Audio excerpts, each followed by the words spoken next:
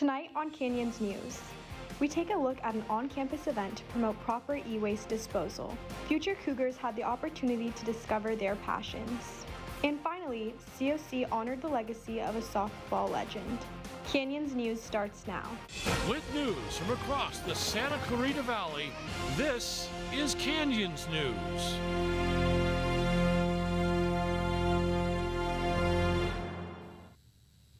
Hello everyone and welcome to Canyons News. I'm Amanda Carrasco, and here's the latest from the Canyons newsroom. We begin tonight in Canyon Country. According to local sheriffs, they were shot at with BB or airsoft guns while investigating a vandalism call at Mint Canyon Elementary. While investigating a vandalism call at Mint Canyon Elementary, local sheriffs were shot at with a BB or airsoft gun. The incident caused the school to go on lockdown. Local sheriffs say they have a 28-year-old man in custody with no motive known at this time. Despite the COC Canyon Country campus being nearby the elementary school, law enforcement determined that there was no threat. Students and staff were notified, but classes continued as scheduled. There were no injuries to students, staff, or local law enforcement.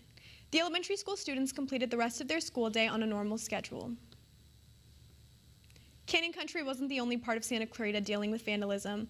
20 electric vehicle charging stations on campus were damaged and stolen last Thursday afternoon. The theft took place on the first floor of the parking structure near the football field. Campus officials tell us 2 suspects were driving what appears to be a gray Chevy Malibu. The total cost to repair the charging stations is estimated to be around $20,000. A report has been made with the local sheriff's department, and anyone with any information is encouraged to contact them. Next, a follow-up to a previous story from the explosion at the Pitches Detention Center in Castaic. LASD Deputy Alfredo Freddy Flores has passed away. According to the Los Angeles Sheriff's Department, Deputy Flores passed away due to injuries that were sustained from an explosion and fire that happened in the shooting range part of the complex back in October. He is survived by his wife, children, and parents. Summer is just around the corner as higher temperatures are expected throughout the region. The heat is keeping firefighters on high alert throughout the day. As fires are prone to spreading rapidly around hillsides during the drier months, local residents are keeping a watchful eye. Increased water runoff from recent storms from the San Gabriel Mountains are flowing steadily in the Tujunga Wash. With consistent rainstorms over Los Angeles County dampening wildfire fuels countywide, Santa Clarita Valley is seeing large amounts of hillside growth of grasses and underbrush. Firefighters like Justin Ampara from Fire Station 126 in Santa Clarita Valley says he's seeing some residential communities in the Santa Clarita Valley taking proactive fire hazard measures already.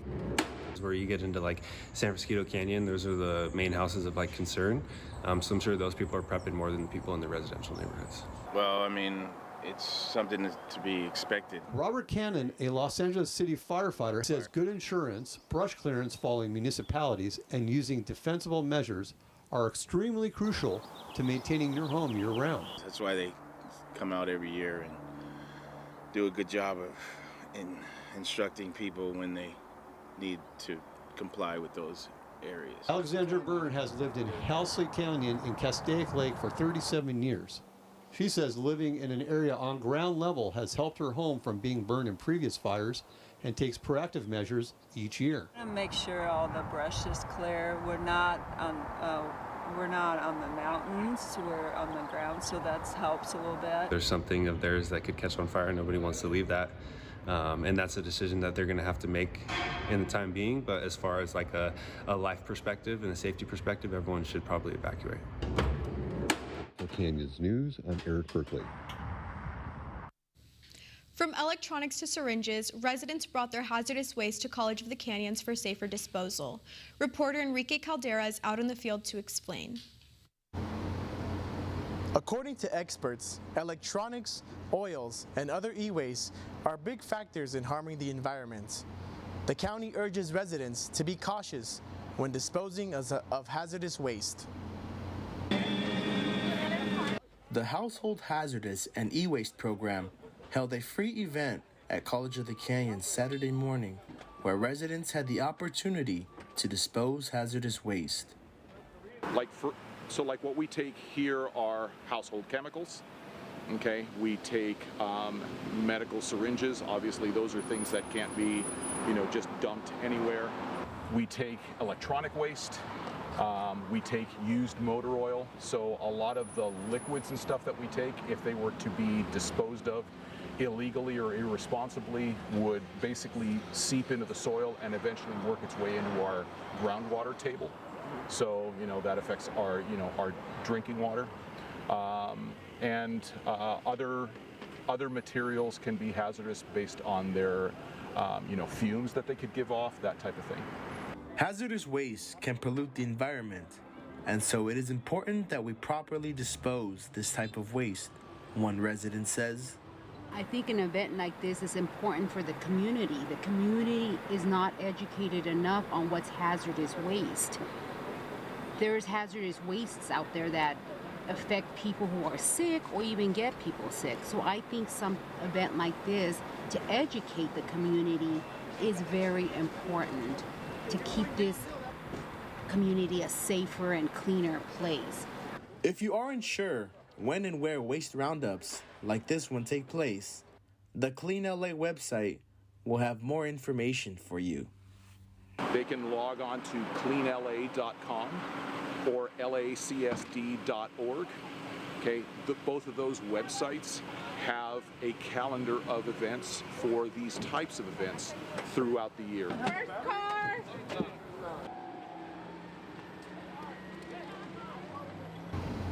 Events like this one are conducted frequently all throughout the county. To see when the next scheduled event is, check out greensantaclarita.com. Reporting live for Canyons News, I'm Enrique Caldera.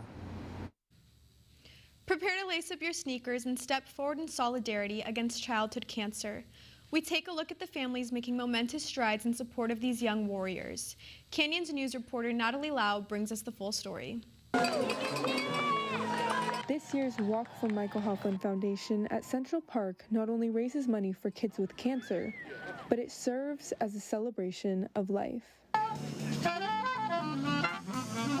Stephanie Nazario and her husband are music teachers at Golden Valley High School, bringing a team of students, family, and friends to honor their little girl. My daughter, Ellie, she passed away from DIPG, which is a rare form of childhood brain cancer, actually a month ago yesterday. One thing about Ellie is that she was the most determined little girl in the world, and she was like, I'm gonna get to 5 because I want to be 5. She loved birthdays, she loved celebrating, she loved a party. Team Ellie's Sunshine raised over $7,000, contributing to the event's $100,000 goal. All of the people in the yellow shirts with the 5 on their back are all here to support Ellie. We actually ran out of shirts, so there are a lot more people. The Michael Hoffman Foundation supports hundreds of families in need in the Santa Clarita Valley. It's always been the community, friends, family, and we're able to reach out and help these children with cancer and their families because of all that help.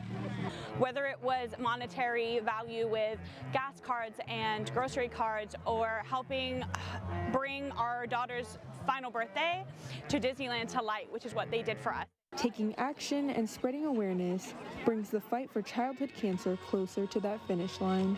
Not everyone's story ends like Ellie's, which is great. You don't want it to end like Ellie's, but we're hoping that with Ellie's donation of her tumor, that she is going to help kids in the future not have to deal with this either. And this directly comes from Michael Hoffman. Making a difference begins with community and even a good pair of walking shoes. For Canyons News, I'm Natalie Lau. Where relaxation meets charity, a fundraiser where participants are bending over backwards, quite literally, to support cancer. Go as far as feel safe and comfortable. Press Pause Ranch Retreat in Agua Dulce turned into a peaceful sanctuary on April 21st. The community rolled out their mats for goat yoga, all for a heartfelt cause. I've been teaching for a long time, but this is my first goat yoga experience. I really appreciated that it requires the practice to be really quite simple, no crazy complicated moves, because it's really more about the goats. 10 out of 10 would recommend, absolutely. What was so fun about it was you got this little baby goat that's jumping on top of you or crawling underneath of you, and it just reminds you of all of the beautiful little things all around us all the time, if we can just slow down enough to see it. It's not every day you get to be surrounded by nature and posing with goats. Press Pause hosted this fundraiser in hopes of bringing people together to support those battling cancer. Sometimes the best support comes on 4 hooves. I found it very relaxing to be out in nature, and this is my first time doing yoga and goat yoga as well. So it was nice to have them around and just, have enjoy the moment. I found this out through work. So for us, I work for City of Hope, and it's all based on our patient and patient care. At the end of the day, what we can do to help patients feel better. Very much. Good. And then from here. It is to help folks who are going through dealing with cancer in their family. I've been through it a couple times, and so I know it's a life-changing experience, and it's very difficult, and I also know how healing animals can be. And so Press Paws offers free animal experiences for people who are affected by cancer, so it's a worthy cause. This unique experience has not only brought joy and relaxation to participants, but also support to those fighting cancer. Reporting for Canyons News, I'm Amanda Carrasco. Grab your cowboy hats and boot spurs as Santa Clarita celebrates the 28th Annual Cowboy Festival. Canyons News reporter Samantha Pierce brings us more. There's music, games,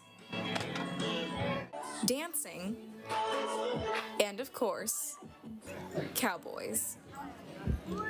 The Wild West is alive and well here at the 28th Annual Santa Clarita Cowboy Festival. Smile pretty, cowboy.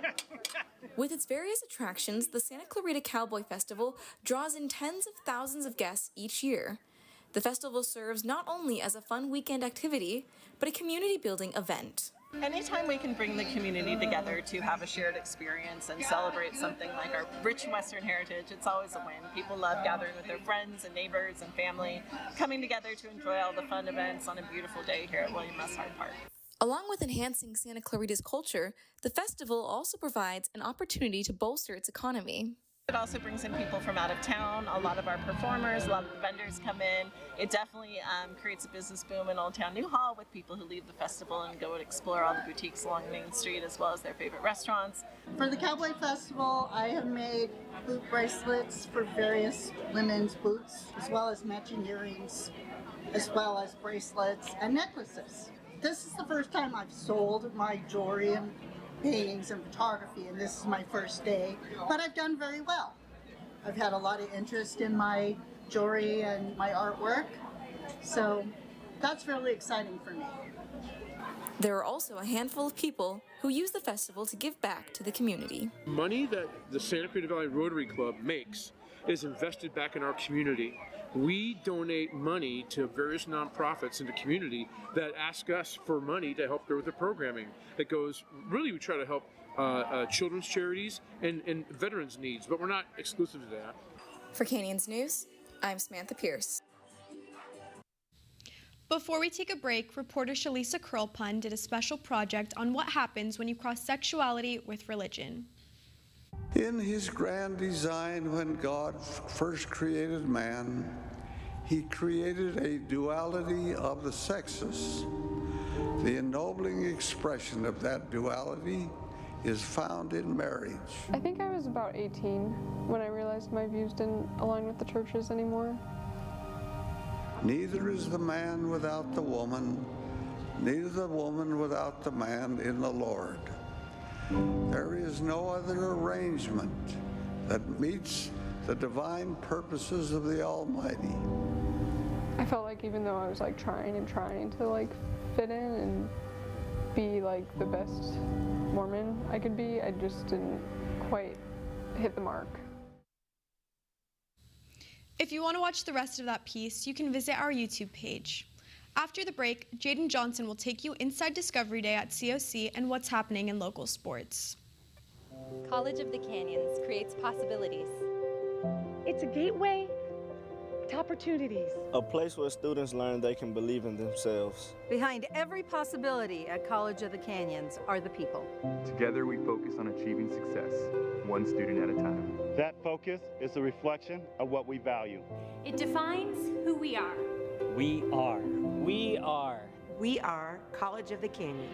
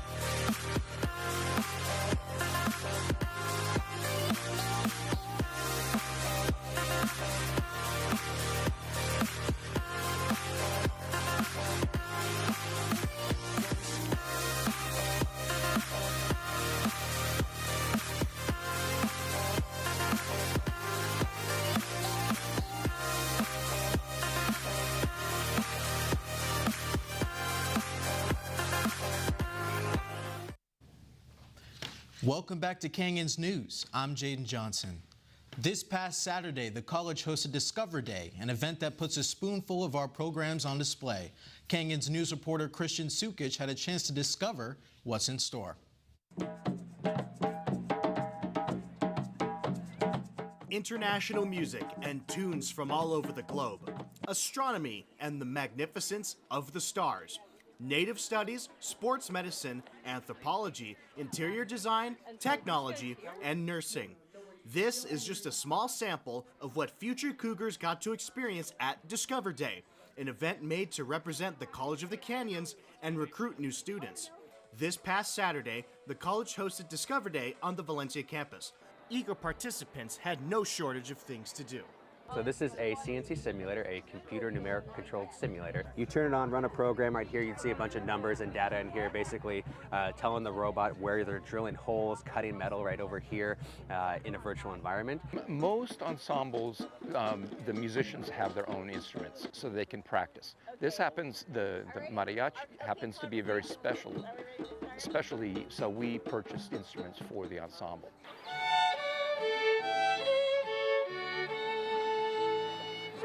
People looking to apply here at College of the Canyons got to interact with dozens of booths that were showcasing different programs, all of which were reeling in folks seeking their passions. Along with the main event outside, inside numerous classrooms were workshops that featured presentations on specific topics. For those who could not wait, express registration was set up in Canyons Hall. My name is Shannon DeSouza. We're just helping out students sign up for College of the Canyons, just getting their start at COC. You get that one-on-one help, so with expert trained staff here at COC, so it helps you go through the process much more quickly. Many people got to experience what it's like to learn here at College of the Canyons, and Discover Day gave everybody a little taste of what to expect. We welcome those who have applied here and look forward to seeing you in the classroom soon. From Canyons News, I'm Christian Sukich. Up next, here's what's trending with Catherine Bruck. Here's what's trending. The Palestinian Civil Defense announced on Monday the discovery of 283 bodies buried inside the main hospital of Khan Yunis. This mass grave and the recent raid of Gaza's largest hospital, Shifa, that left it in ruins adds to the war's death toll of over 34,000 Palestinians. The United Nations called Tuesday for a clear, transparent, and credible investigation of the mass graves uncovered at the two major hospitals. UN Human Rights Chief Volker Turk said he was horrified by the destruction, adding that hospitals are entitled to a very special protection under international humanitarian law. He explained that the intentional killing of civilians, detainees, and others who are incapable of engaging in combat is a war crime. The United States Supreme Court met on Monday to hear what experts say is the most significant case regarding homelessness in decades. If passed, those facing homelessness may soon face fines and punishments for sleeping outdoors. The case targets the record number of homeless and the cities and states struggling to address the rising housing crisis. The justices will hear an appeal from the city of Grants Pass, Oregon, backed by California Governor Gavin Newsom and other elected officials from both parties. Large debates on both sides of the case have broken out across the country in recent days. Following recent developments from the Supreme Court, the Santa Clarita City Council plans to discuss local spending to support those without housing at next Tuesday's council meeting. These funds, expected to range over $335,000, would come from Measure H, a county-wide quarter-cent sales tax. The proposal suggests that roughly $310,000 will help Family Promises Transitional Housing Facility, and nearly $25,000 will go to support a homeless coordinator. And that's what's trending. I'm Catherine Bruck. For more stories in and around the Santa Clarita Valley, you can check us out at canyonsnews.com. Back to you, Jaden. Local musicians felt the sunshine last weekend as they celebrated the art of 60s music at the Cabaret and Cabernet event. Everyone has an outlet or hobby they use to escape everyday life. And for the Master Chorale, their outlet is letting down their hair and feeling the groove.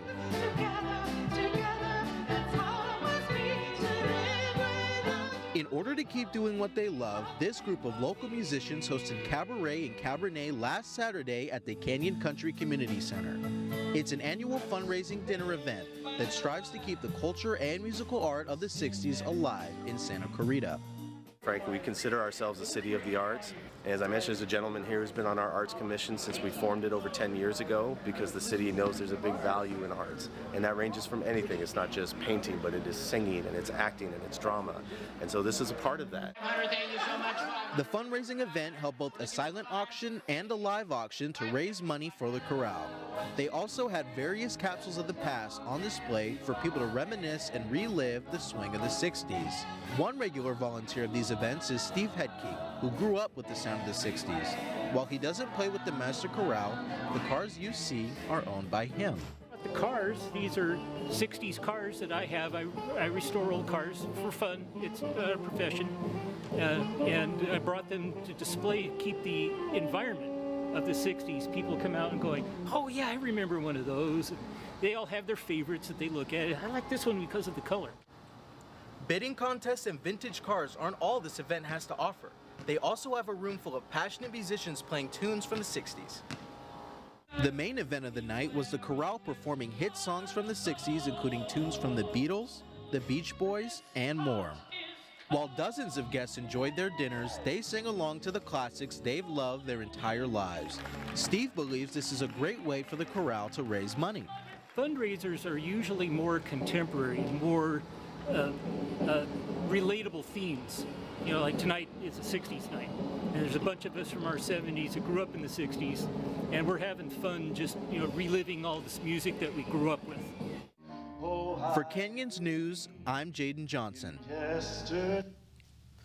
Tuesday was a day to honor a very special Cougar alumni, and Canyons News reporter Meg Hall is at the softball team room to tell you all about it. Thank you, Jaden. College of the Canyons is giving back to their longest-serving board member with an award that can never be taken away. Michelle Jenkins joins a part of COC history whose story will never be forgotten. She was more than just an alumni.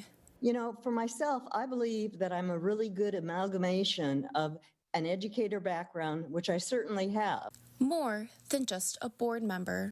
Please do vote for me, Michelle Jenkins, and I am running for re-election, and I hope to be re-elected. Michelle Jenkins is being honored today at Whitten Field for over 40 years of service to College of the Canyons.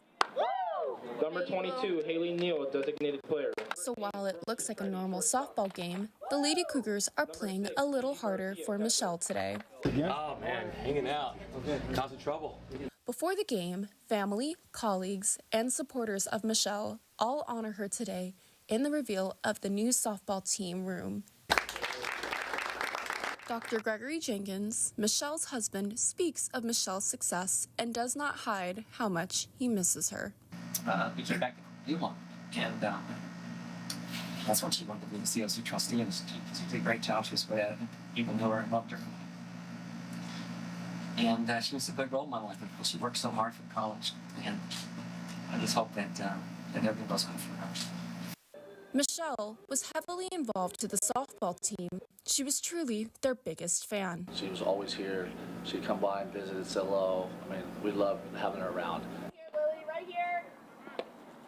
I wish, you know, she could have seen this herself. It would have been excellent, because I know she would have had a lot to say that would have touched a lot of people's hearts. Michelle's legacy will forever ring on, not just in the softball room, but throughout the lives she has touched. For Canyons News, I'm Meg Hall.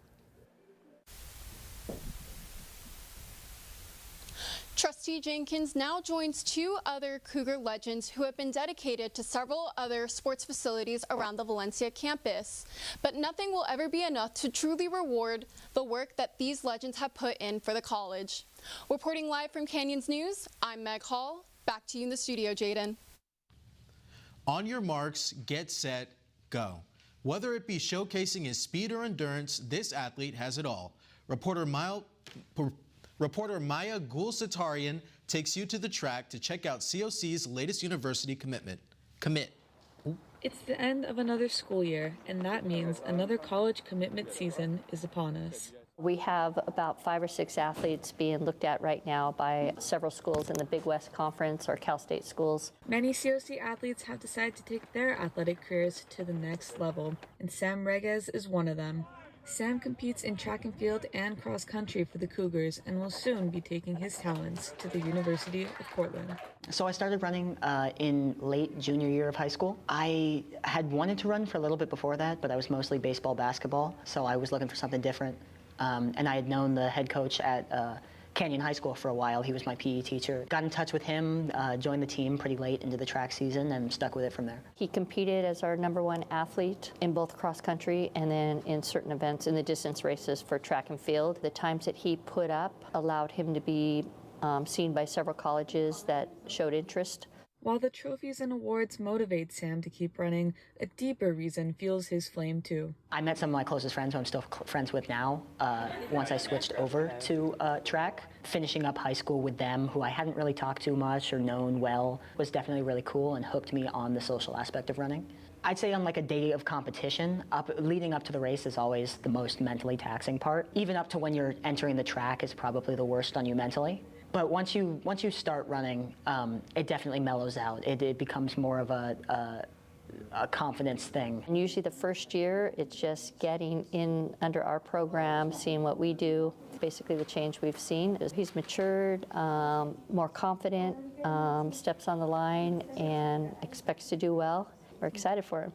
Like Sam, many other athletes are racing to cross the finish line, so be sure to stay updated on all COC athletics to hear more about the latest recruits. For Canyons News, I'm Maya Gulsatarian. Finally tonight, the Foothill League swim finals wrap up tomorrow at the Santa Clarita Aquatic Center. And for one very talented foursome from Hart High School, it marks the beginning of the end. Kyle Kawamoto dives into the story.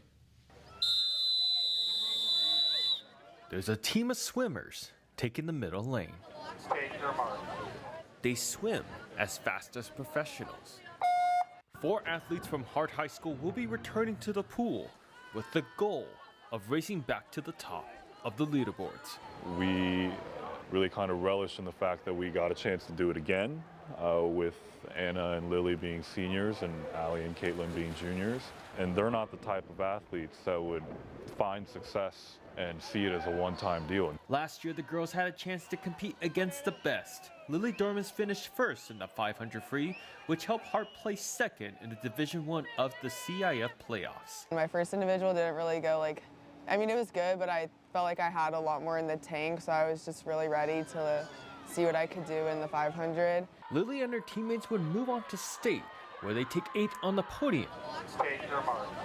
State is a whole nother level because you go from just like your little Southern California to now everyone, and it gets a lot more competitive. Come on, Allie. But it's nothing different from like when we're at a club meet and there's a lot of like other big teams. I feel like we've all had a lot of experience swimming like with really fast kids. And now the team has a chance to make their way back to the state playoffs with the right mindset. I'm hoping we do better this year because I feel like states is kind of like an end of the year meet where it's like just everything we have left. Obviously the goal is to do as good as possible, and getting runner-up would just be a bonus. Despite this season being their last hurrah together, these 4 are working to end this one by creating memories and, importantly, winning the gold in CIF and in state. Kyle Kawamoto, Canyons News. If you want to see how the Hart Swim team and the rest of the Foothill League does, check out our YouTube channel this weekend for results and highlights. That does it for this edition of Canyons News. I'm Jaden Johnson, and remember you can catch us on the web at canyonsnews.com. You can also send us news, tips, and story ideas to our Twitter handle, canyonsnews_COC, and follow us on Facebook, YouTube, and Instagram. Have a good night, everybody.